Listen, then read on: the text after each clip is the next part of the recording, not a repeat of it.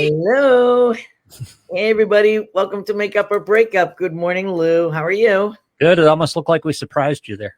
I know. I was like, hey, like looking around and I'm like, oh, the music's stopping.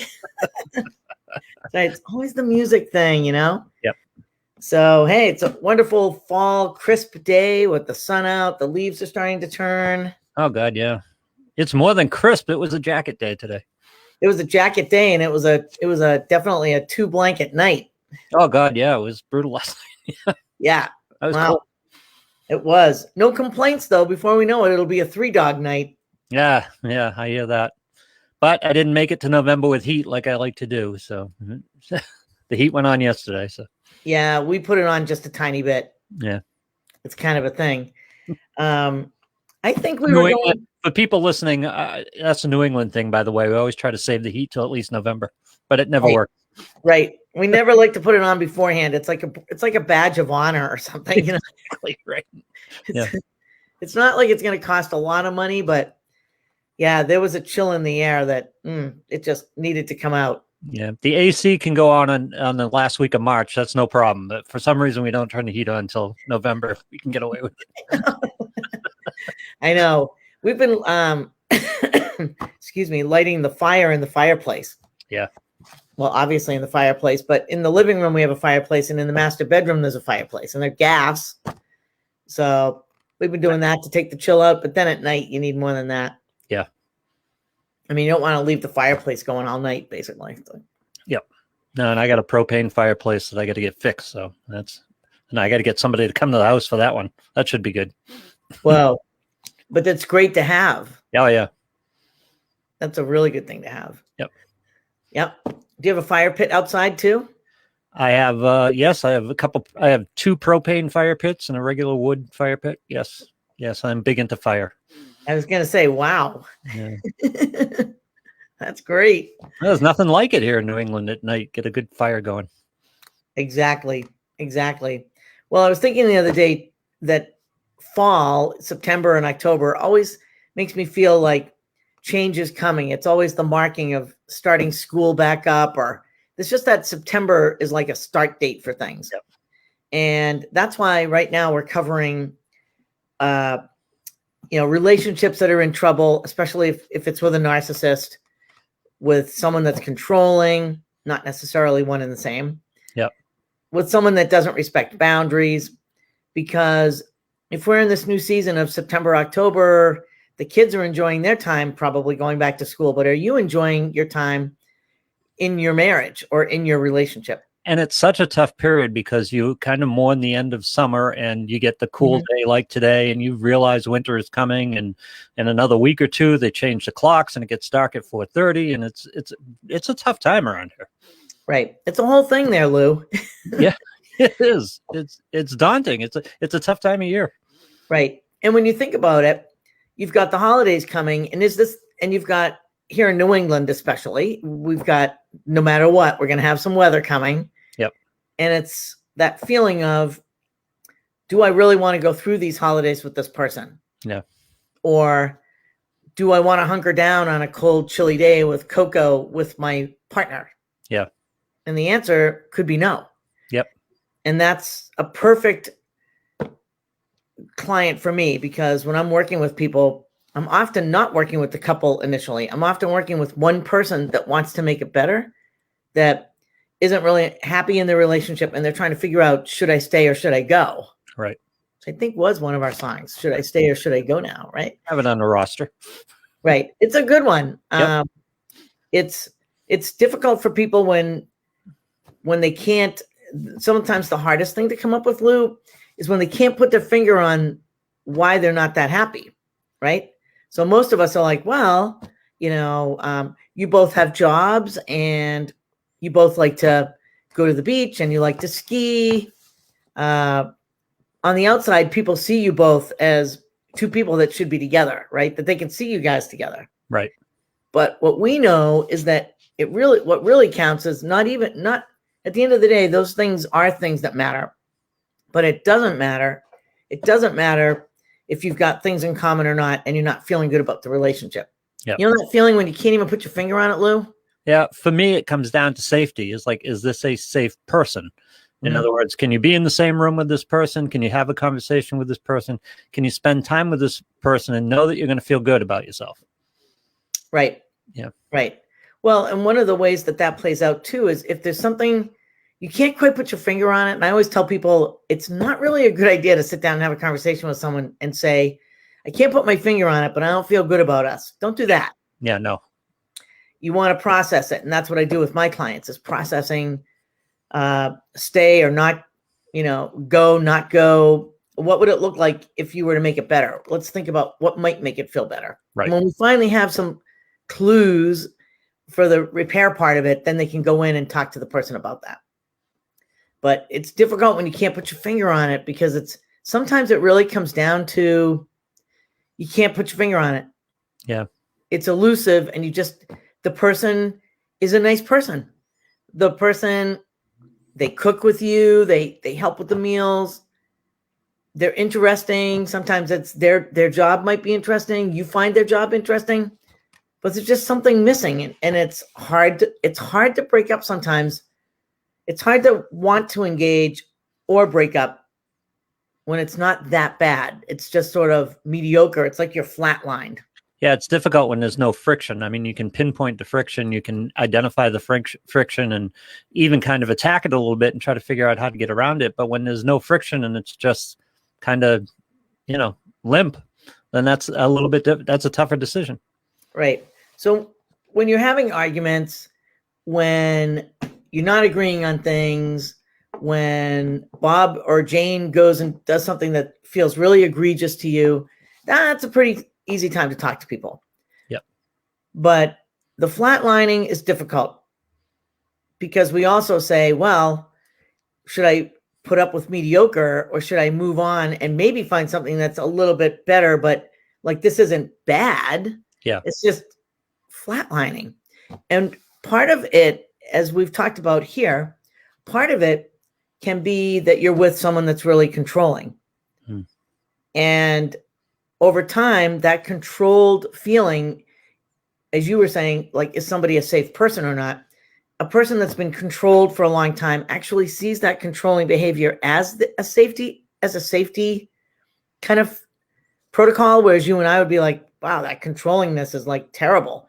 They see it as that other person's control of everything keeps everything cohesive, keeps us safe, whereas like sometimes it's a little more subtle than that. It's that you cannot be yourself around them. Right. You spend a lot of time where you have to try to, put up a front is probably cliche and probably strong, but you can't simply drop your guard and be yourself around them. You can't relax your shoulders and just be, because you feel like you're going to get reprisals. You feel like that's going to be a problem and that's going to create friction and irritants. And that gets really wearing. And it's not like there's really any animosity. It's just, you don't feel there's no place we all need time to ourselves. We all need time to be ourselves. And ideally with a partner, you ought to be able to be yourself with your partner too. Right. Right. And when sometimes we're dealing with a narcissist, which is controlling on steroids, the narcissist is so good. And we've talked about this in the last couple of shows, but we're going to talk about it a little bit more. The narcissist is so good with creating that web that the person that's in it does start to feel like, well, they do keep everything together. And there is an organized sort of feeling to the family or to the partnership. But really what it is it's a one-sided creation, which is the other person that's controlling. And if they're a narcissist, the added benefit, if you will, is that they are ultimately making themselves look good, look better, right? Portray things to the world as opposed to like being just real. And ultimately, when anything's going on with friends or neighbors, they have to be right. And sometimes we sort of become enamored because we become caught in that web and we're almost enamored with this person that like goes to the, takes everything to the mat. Yeah. But how frustrating is that? I mean, you've probably known people like that where they don't give it up and say, you know what, we're going to agree to disagree until you finally say, We're Right. going to agree to disagree here, buddy. Yeah. Yeah. Exactly. It's like, why are we even like, why can't you just say, oh, okay, I hadn't thought of that. Like, even if you don't agree, just say, oh, I hadn't thought of that perspective. Yeah. Then drop it. The narcissist can't drop it. Right. And that would even be down to everything that gets decided, like the paint colors in the house, where the house is going to be, what kind of car are you going to get? Well, honestly, if you're a family of 5 and you need enough room for the kids, theoretically, it may or may not be both cars accommodate the kids. Right. But the narcissist will convince you that you have to have an SUV just like they do. And they don't like white, so they're going to convince you that it has to be a gray car. Yeah. And there's all these controlling things. And sometimes you think about it like, oh, I guess they're right, because if I had a white car, it would show all the dirt. But meanwhile, who cares? Like, you want a white car, knock yourself out, right? Yep. The narcissist will do these subtle controlling things like, well, you're going to really regret that. I don't think that's a good idea. Everything's going to show.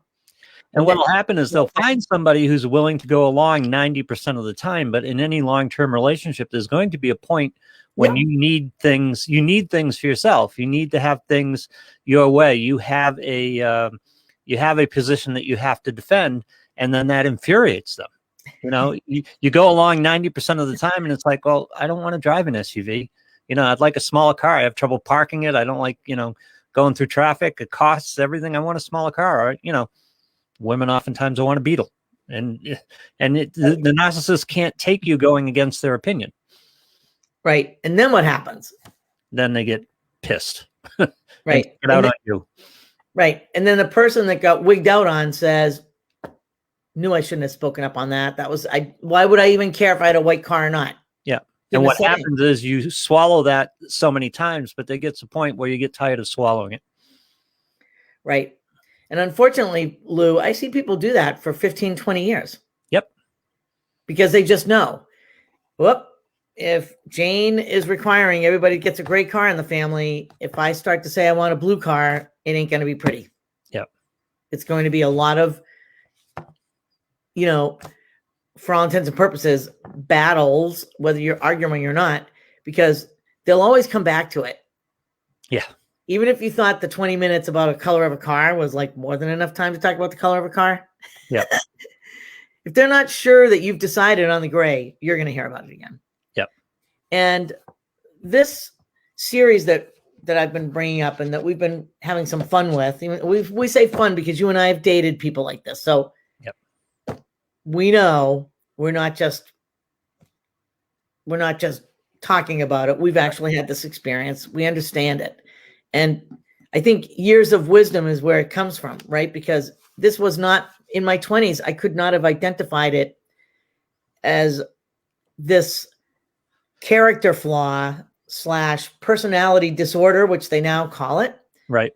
I couldn't have called it that. I would have just said the guy is a snob, or the guy's a control freak, or he's just argumentative. But now, as an older adult who's studied this a lot, and you probably feel the same way, I look at it and I'm like, wow, it's like a real thing. And it's so fascinating to me that more people don't read about it if they think they could be.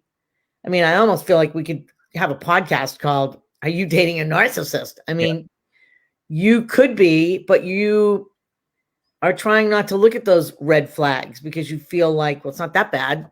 Like, all right, he always has to decide on the restaurant, or she always has to drive for whatever reason. Every time we go somewhere, she has to do all the driving. Yeah, but the funny thing about this is until you get through the recovery process, right, perspective is difficult because I went back, and a lot of the things that, and again, I don't think she's a full-blown narcissist, but she certainly had some narcissist tendencies. Oh yeah, I'm going to drink to that. Yeah. A lot of those things that showed me what would have been red flags, I saw as qualities, at the time, because I was in it. And what you got to remember is it's not just about their syndrome. It's about you as well, because you were chosen because you were the type of person who would deal with this well, or would, go along in a way. And that's exactly what you did. They're good at choosing, so they chose you for a reason. And until you go through the process and go through it and have the breakup and actually do the recovery process from it, perspective is difficult. It's really hard to see a narcissist, especially when you're in the closeness of a relationship. Right. And when I'm working with an individual who's in that predicament where they just can't figure out the defining moments and really, is this person just sort of a bossy wife or husband, or is it really a narcissist? This is when I walk through this with them, because as you and I have talked about, you can't what? Yeah, I'm sorry. With a narcissist, you can't negotiate. You can't. Right. Yeah. Right. And all during their relationships, whether they're dating or married, my clients who are trying to figure this all out have tried continually multiple ways, right? To negotiate. Like, yeah. And you know what happens with that? It's like, well, you're not even going to win with the small thing. Well, maybe we could go to New Hampshire for 3 days and then go to Maine. You're not winning. It's like, your narcissist wants to go to Maine for a week. You're going to Maine for a week. Because to your narcissist, every disagreement is a personal affront. Right. They just don't. It's like, you got to be kidding. How could that even be a good idea? How dare you? You know, right. You obviously don't care for me if you're disagreeing with me. Right. Yeah. And here are some of the questions that I'll ask, some of my clients, because as we're processing through and they're thinking of leaving, or they're in the middle of a breakup, especially if it's a divorce, there's a lot of what we call dead end feelings that aren't helping you at all, but only reaffirm the other person. Right. And these feelings are likely to come up as you're working through your way, to the end, right? When the most challenging time is when you finally spoke up for the first time, where you said, I'm not going to read any more of those text messages. Yep. Or I've thought about our vacation and it's really important for me to go to New Hampshire. So with or without you, basically, right? I mean, they'll never word it that way because they want to be super nice to the narcissist. Yeah. With or without you, I'm taking those 3 days. And then they sit there like this, Lou. Yeah. With my clients, when I'm describing the tiniest things that they could say, or even just write it. And then after they do it, people always say to me, and then what? I'm like, it's dead silence. The most challenging part, the worst part, is not standing up and sending the text. It's waiting for the reply. And that's what happens. So when they're processing through these challenging times, it can be confusing. And so the feelings that are going to make everything you're going through harder and lengthier are the ones that you spend too much time in. And those feelings I wrote down are depression, fear, right? So the fear of, right, what they're going to do. Yep. Revenge. So now you're feeling stronger and you want revenge on this person that's caused all this pain, in which in a lot of ways it can even be physical at some point, right? Also, the anger part of dealing with grief. Right. And then revenge. Right. And then the other one that's really typical, when they start to feel like they're starting to see the light, like, you're right, this isn't normal. Oh my goodness, all those friends of mine were right. All the couples that stopped going out with us were probably thinking they didn't want to go with us because they didn't want to be around her. Right. It's funny. I have a client who recently said, oh my God, like, I'm feeling like, and of course you and I are knowing the answer, but he's like, starting to feel like maybe she's the reason why we never went out with any couple more than 1 or 2 times. Yeah. Because she repelled them. She's like a mosquito repellent. Only she's like a friendship repellent. Yeah. And people are like, oh my God, like crazy. Like, and it's uncomfortable when you go out with another couple and you're watching it. It's bad enough when you and I were in it. What did people think about us? But now as an adult, when we look back, we look at these people and we think, ooh, it's painful to watch almost, right? You're like, buddy, say something, like say no to the spaghetti. Yeah. You want the meatloaf. Come on. I heard you order it next to my table, but right. No. You want the spaghetti. He's going to have the spaghetti. It's like, buddy, speak up. Get the meatloaf. Right? Yeah, exactly.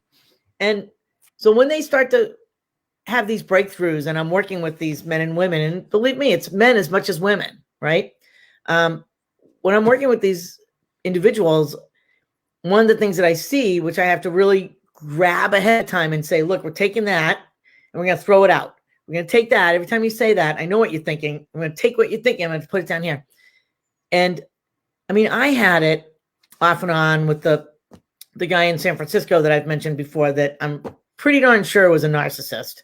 And, you know, I would have these feelings of, I hate to say it this way, but like almost like severe moments or traumatizing evenings, nights after an argument of like, almost like self-loathing. Like I was condemning myself. Really? Yeah. Like these feelings of, I could have played that differently. Yeah. That would be like, don't speak up. Don't say no to the lobster, you know, like whatever it is, like, don't do it. Like, it's just not, you know, or like, even like with a narcissist, when you challenge their intentions. So with this guy, he was the super outgoing, super sociable. I mean, this guy couldn't park a car without flirting with, you know, a woman at the ticket office where you paid $28 to park in Boston for half an hour. Yep. Like, and I would constantly be like in my mind saying, really, dude? Like, what was that? Like, are you really just being Mr. Friendly? Was that amount of flirtation really needed? Yeah. And well, the time, I mean, again, that's one of the things I was talking about, where you look at this personality issue, and when you're at a certain stage in a relationship, you're seeing that as a quality. You're saying, oh, everybody loves him. He's so charming. He's so affable. He's I loved it at the beginning. Gregarious. Yeah, you love it at the beginning. It's a quality. It's one of the things that attracts you to this person. Right. I mean, I used to think it was great that when we went to a restaurant, we hardly ever just sat, ate, left. Yep. We were talking to either people next to us, right, or talking to the server. And at first, the people who get attracted to these people, myself included, I'm not that socially gregarious. I can get going once it happens, but I'm not going to go. I'm not normally going to sit and talk to the people at the next table. Where she would, and then you'd end up friends. You'd have great laughs. You'd have a great time, and you'd think, "Wow, isn't it great that she pulls me into this type of thing?" Because I wouldn't normally go there myself. It's a quality. You look at it as a quality. Well, and even with like the servers at restaurants. Yep. I mean, it's not that I don't engage with them. I do, but not to the point where by the end of it, I know their name and where they live and what they did before they were waiting on tables. Like, what's their story? I wasn't. Yep. Not saying you never have that experience, but I wouldn't say it was as often as it was with this person. So then the switch flips when you go from what you were talking about, where you're saying, maybe I should have handled that differently. And then at a certain point in a relationship, you sit there and you have one of these episodes and you think to yourself, who acts like that? You know, and you're just stunned. What human do you know responds that way? You know, and you stop blaming yourself and you start thinking, wow, there's something really going on here. And then for a while you rationalize it off as they're just having struggles, it's just a bad night or whatever. But, when you find yourself asking that question, who acts that way? Especially to somebody they supposedly care about, that's when you start to turn the corner. Right. Well, and one of the things I say to my clients is as I'm getting to know them, I tend to find out their friends' names and their mom's names and things like that. So if I was working with you, I might be saying, well, your buddy Bill that you do one of your shows with, like, what's Bill's relationship like? I mean, because I think you mentioned that he's married, and you'd be like, oh, he's got this great wife, and her name's Betty, and and I'd be like, so what, like, does he do this with his wife? Does he give into everything? I mean, are all from what you've seen, and you'd be like, no, actually, I would have to say, not to be sexist, but he usually plans their date night, whatever it is. And I'd be like, okay. And then when your friend Charlie has an argument, when he talks to you and he's with the guys, like, I'm just making this up, when you guys get together every couple of weeks at the bar to like have a drink, like, I'm just making this up, like, say I had a bunch of friends and that you guys would do that. Are they talking about their girlfriends and stuff like that? And you'll be like, oh yeah, because a lot of them have girlfriends or whatever. I'm like, okay. And during those conversations, are guys like Charlie and Bob, another friend, are there conversations about, oh my God, like, that their girlfriend just did some other thing with the plans or went ahead and just painted the house red because she wanted a red house? Are there signs of their girlfriends and their wives doing this? And like, oh no, like, yeah. And I'm like, well, what do you think that's all about? And then you might laugh and go, well, first of all, you don't know Charlie. Charlie would kill her if she went and like painted the house red or whatever. And I go, well, that's interesting. Now, why do you think Charlie would act like that? Right? Yeah. Because Charlie has standing in a relationship and you don't. Right. Yeah. But the thing is, when I'm working with them and I point out their actual friends, or like, say, a lot of times people are really close with like an adult kid. So I'm like, well, you've got a kid that's 35 and married, and yeah, they live in Virginia, but you see them every now and then. Like, what does little Lou do? And you're like, oh, well, they have a great relationship. I see them, like, they take turns with the kids. Well, when you go visit, like, is he doing all the cooking and all the cleaning and stuff? And you're like, no, like, they just sort of like one or the other is making a meal or whatever. I'm like, yep. Yeah. And what do you think that's all about? Yeah.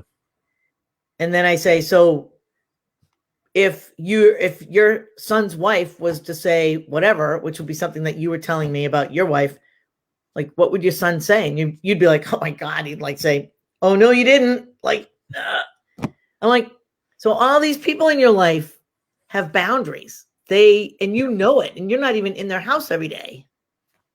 Right? It's funny, those of us who are attracted to narcissists don't look at that necessarily favorably. We look at it as kind of mousy.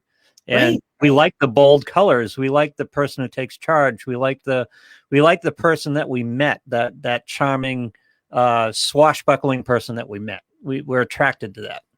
Mm-hmm. Yeah. Right. And for a while, we like it, right? We like that they talk to all the wait staff and bartenders. Like, we're like, oh, look, we're like, what was going to be just a drink is now like a fun time. Yep. We think of it as like, but really, when you think back on it, whose benefit was the fun time for? For theirs, of course. It's serving their self-image.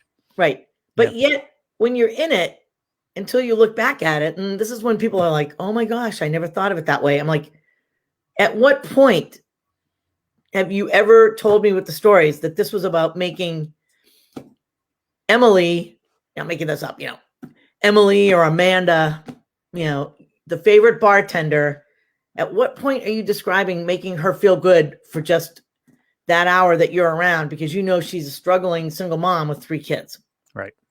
So when I engage with people, that's my purpose. Right.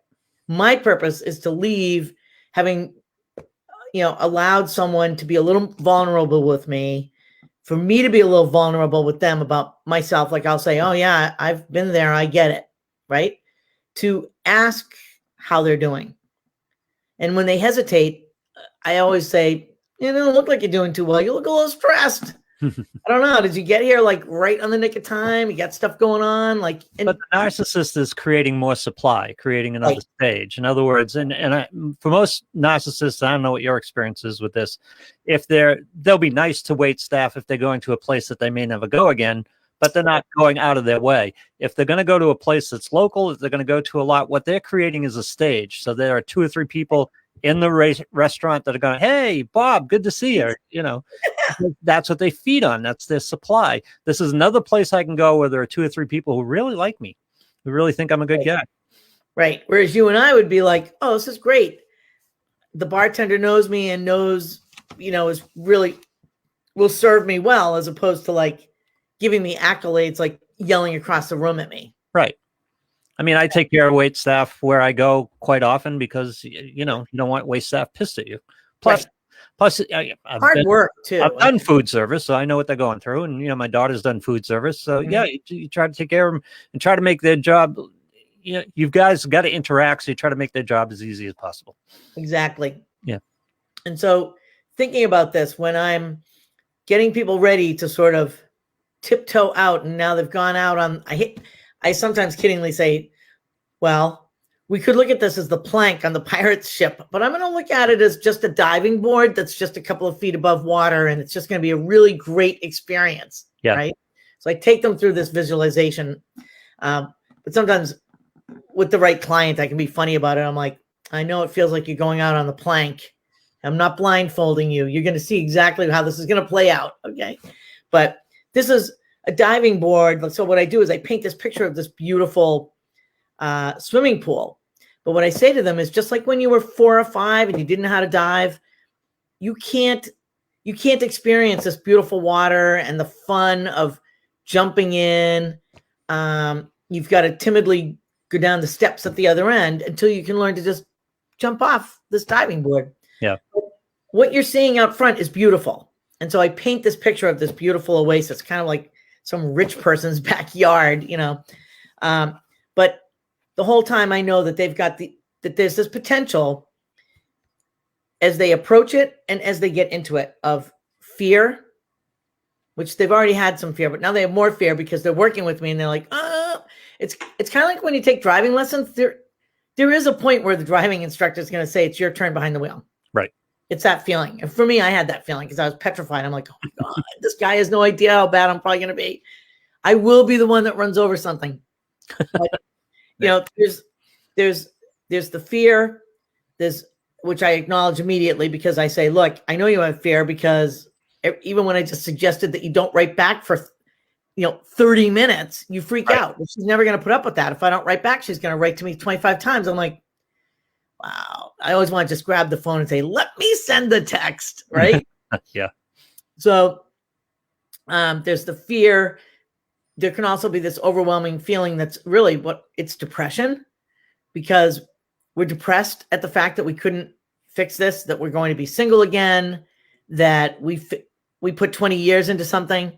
There's the self-condemnation, which is sort of the self-loathing of just like really coming down on yourself because you can't believe you stayed in it for 20 years. It's like, not saying the signs weren't there.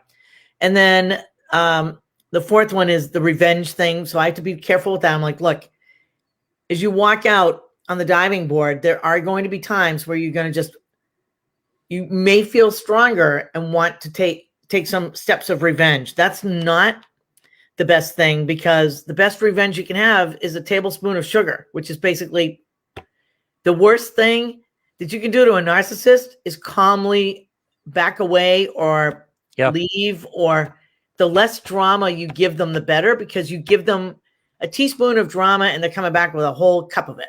Because they're like anybody who craves attention, they will take negative attention in lieu of positive. If they can't get positive attention, they will take negative attention. Right. The only thing that bothers them is no attention. Exactly. Yeah. And so we know that like seeking revenge is a bad thing. It's usually a temporary feeling when somebody gets angry about the fact that, I stayed in this too long. I try to circumvent that with a discussion. I'm like, at some point, I don't see it right now because it sometimes crops up in the process. But at some point, the temptation of revenge is probably going to crop up. And then I discuss that. Then I talk about the self-condemnation and this feeling of this helpless shame that they did. Here's the thing, though, about the other point I want to make about revenge is if you know narcissists, if you know them well enough, you understand that there is a trail of this behind them. There are a trail of people who have left their lives, who got it quicker than you did, or, just got it at some point and moved on. So they are used to these types of reactions. They are used to losing people. It doesn't really bother them because, again, normally narcissists are very good at storing supply, so they just move on to the next supply and they're not paying attention to you. Right. Yeah. Right.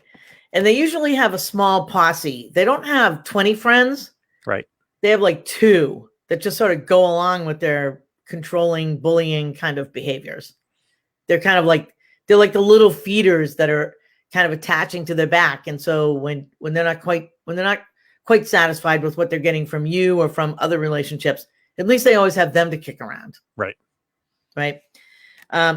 So a narcissist would like nothing more. They like the best thing you can do to a narcissist is show them that and I hate to say this because it sounds kind of animalistic, but to show them that you have fear, that you're afraid of this, like this, like when my clients take a step and they text or they write something, I'm like, Do not apologize for it 2 or 3 text messages later. Right. No apologies. Just, I've been thinking about this. It's not working for me anymore. You can say that. It's no longer working for me. And I'm not doing this, or I'm going to start doing this. And never let them smell the fear. Right. And every time they come back with all these things, you're right. So they try all these different tactics because they know that, like, if they're really nice to you, that might work. Yep. But then if that doesn't work, then they get mad at you and they try to make you feel bad. And then they're nice to you again because they're like, wait, maybe he's ready for if I'm nice. Right. And then when they're nice, a lot of times people do succumb because they're like, well, she said she's sorry. No, they're great at reeling you back in. They're very good at it. It's a minimal sorry if you get one, but they sometimes will even acknowledge, but they don't really think that they're sorry. They're just like, well, I'm just going to pretend that I shouldn't have behaved that way. Yeah. Really what they're saying is, Yeah, he needs to hear this. I'm going to tell him I don't really feel this way, but he needs to hear this. And I need to keep it. I need to keep the supply online. Right. And again, think of a big spider web, and the spider is sitting there telling the fly, stop fighting, stop thrashing around, just relax. Yeah. It's going to be good. I'm sorry if I upset you. The fly's like, oh, okay. So the spider really likes me. They actually think that by the person acknowledging, even though it could be something really bad, like some big scene at a wedding, those are my favorites. When your boyfriend or your girlfriend makes a scene, it's like, or out in public, there's some things that are divorce. I call them divorceable moments. Yeah. It's a very hard thing to take that back. It's one thing if it's justified in the sense that, you and I are at a wedding and, I don't know. I started making fun of you with our friend. Like, we're sitting there talking to a couple of friends. I start making fun of you. And then I'm like, yeah, Lou, blah, blah, blah. And, that's a point where you might just lose it and go, you know what? I'm going to take a walk. Yeah. But if they really pushed you, if they really poked the bear, who knows? You might just say, really, Judith? Like, this is like, yeah. I don't think I'm that bad. If I'm that bad, I don't know why you brought me to the wedding. And then you might like storm off. Now, even if we weren't talking to some other couples, you might just like push me so far that while we're standing at the bar waiting for drinks, there's 5 other people and like they hear it. Yep. Because you just lose it. Like, oh my God, like, or you're onto me, or you're onto me for something really negative. Like, look at everybody else. I told you, black tie wedding, and there you are wearing like a pink dress, and I might lose it. Yeah. Because now you're kind of insulting, me personally for my dress choice. Right. And when we snap, there's 2 ways. We accidentally speak a little too loudly and kind of forgot that there were 5 people in front of us, but like you just really pushed my buttons. Yeah. But then there's a narcissist. Now, a narcissist at a wedding Oh, yeah. would actually like the fact that, like, if you were if you were the narcissist, you would be sitting there going, this is great. Yep. This is a terrible thing to say, Lou, but it's true because I've seen it. In fact, I saw it with the guy in San Francisco, and you probably saw it with your narcissist sometimes. It's like, you could have waited till we got outside, but you purposely brought something up, got me angry, and did it knowing that this would be cool to do it in front of these 5 people waiting for a drink. Like, they like an audience. It's like, there's a reason why they don't wait until you get home. No, it's showtime. It's showtime. Like, do you know what I'm saying? How, like, to you and I looking at it then and not really understanding why they'd have to do that at a bar. Like, really, you couldn't bring this, you couldn't, it's like, wow, like, I guess we shouldn't, you get to the point where you almost start to feel like maybe we shouldn't go out that often, because when we do, it's like a crapshoot. Right. It's like gambling. I don't know if it's going to be, is it going to be the nice Tom, or am I going to get the nasty Tom? Right. Like, who's coming out to play tonight? Right. And so it's important to remember these things, because these are normal, but the sooner you can deal with these emotions and put them aside, the better. Because again, a narcissist would like nothing more than to see you sort of condemning yourself. Yep. And saying things like, I'm such a terrible wife. It's like, you're not. It's just you bothered the person who's a narcissist and they can't handle it. But when you start saying, I never should have done that, or then you tend to, a lot of times we tend to say, I always do this. Oh my God, well, yeah, you do, because with the narcissist, you're always like, you are always screwing up because you can't win with them. That becomes a point in a relationship where that's their supply too, because you still obviously have emotions for the person, right? Because you're just upset by the way things are going, and that's supply to them. It means they're important to you. Exactly. It's showing up in negative responses right now. But again, in the absence of positive, and at a certain point in a narcissistic relationship, the positive aspects get fewer and fewer, and the negative aspects get stronger and stronger. But they'll take that because that means, she really likes me. She's upset that we're having a fight right now. That's, he's taking it as self-esteem. He's taking it as supply. Right. And the problem is, for us who are dealing with a narcissist, the self-blame or the shame and the self-criticism, it's highly detrimental to making the changes and adaptations that you need to do while you're going through this process. Self-judgments and disapproval are going to drain your energy and demolish your courage, because it's true, right? Yep. However, the self-awareness without reproach and judgments can bring deep transformation in your ability to love yourself and be encouraging and responsive to others. And there's a lot of ways to make those changes. So some of the questions that I wrote down that I ask my clients are, and this is an interesting one because you're going to love it. You're going to be like, oh my God, I'm getting Coach Judith coaching. Because I was thinking about this because I always try to look back at Tom, who was the #1 narcissist I probably ever came across. Yep. When was the first time you saw the dark side of the narcissist? How did you feel in that moment? Yeah. What were you thinking? And what did you do? And then I asked them, what is currently confusing you about the conflicting behaviors and responses that you're seeing from your narcissist? And looking back at the first time, you can then see the switch in yourself, that you started to accommodate that person as opposed to stay true to yourself, feel free to say what you want to say. I mean, truth and love. I'm not saying be, sure, a jerk, right? And then when we look back at the first time and what happened, and then talk about some of the other times that happened after that.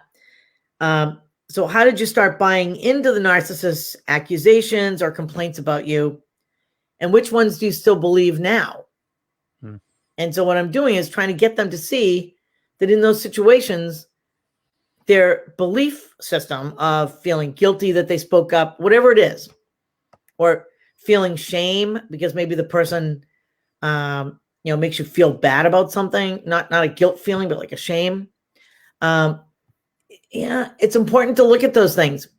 And when we can talk about them, then I can say, as an outsider, like who has gotten to know you, I see it this way. And it's like a switch, I flip the switch. I'm like, I see the opposite. And they're like, because all this time they were thinking that those particular times, I mean, a lot of times, like I said, like with those outbursts, like a public outburst, like at a wedding or something.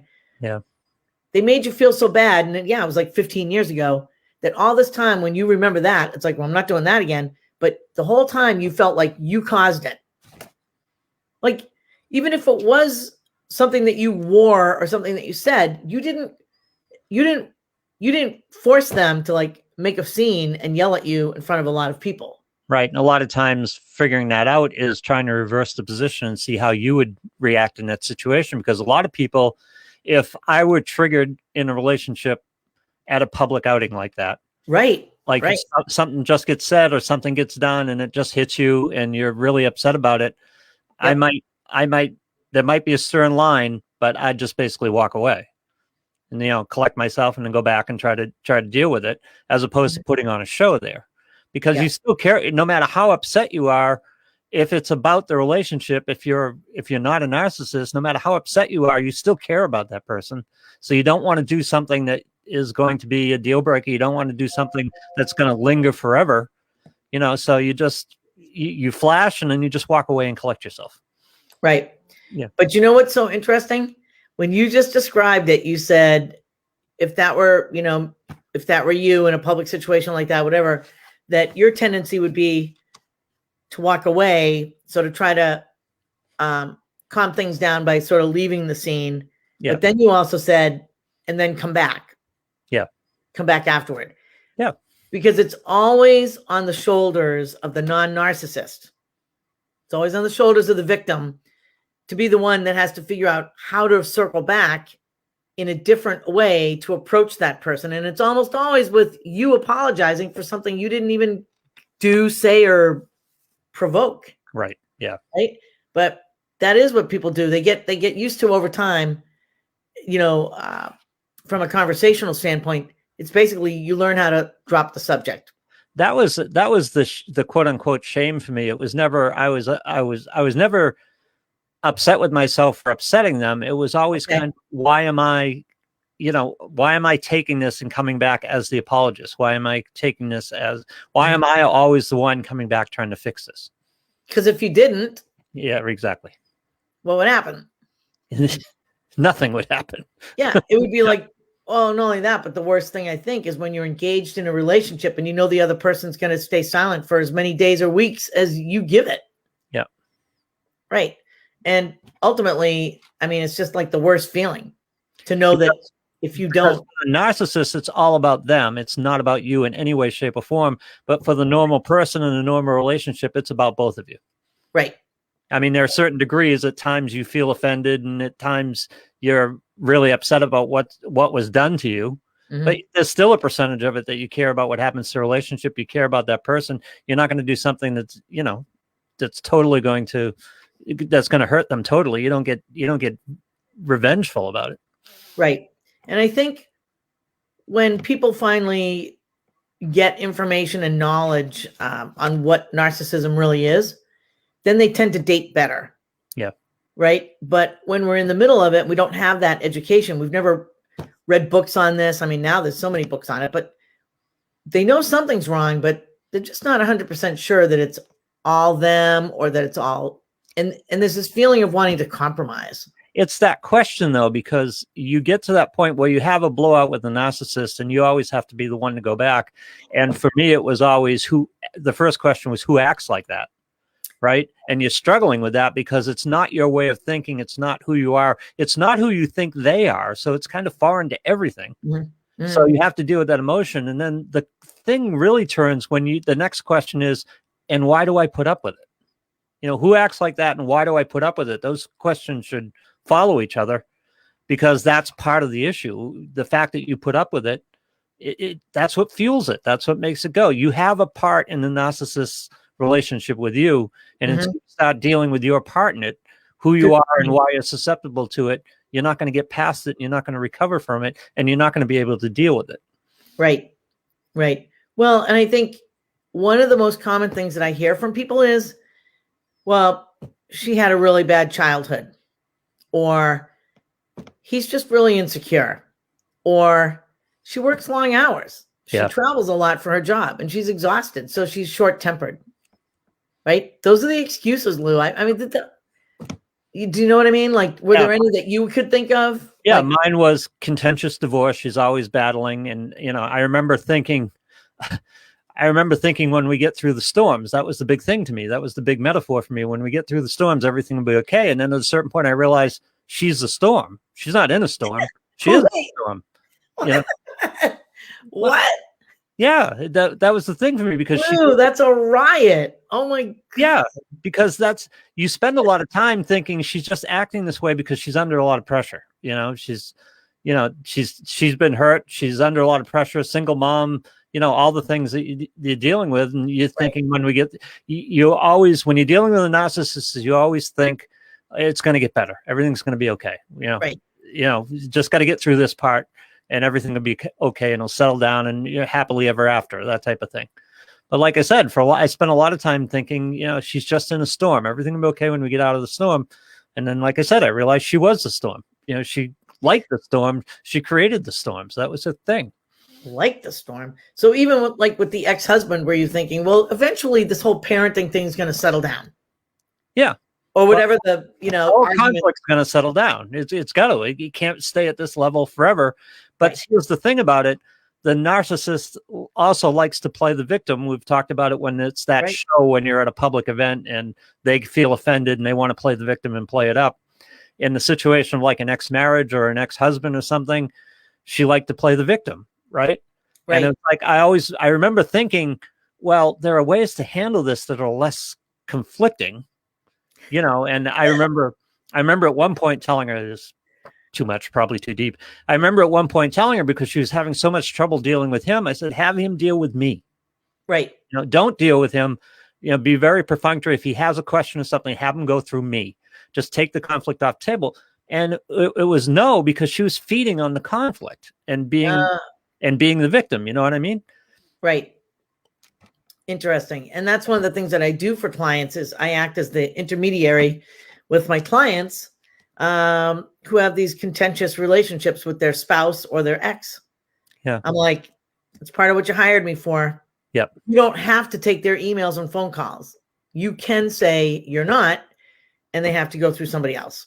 Right. And, obviously with kids involved, you have to remain contact, but you don't have to put up with abuse. And then at a certain point, and even looking back now, I wonder how much of it was real.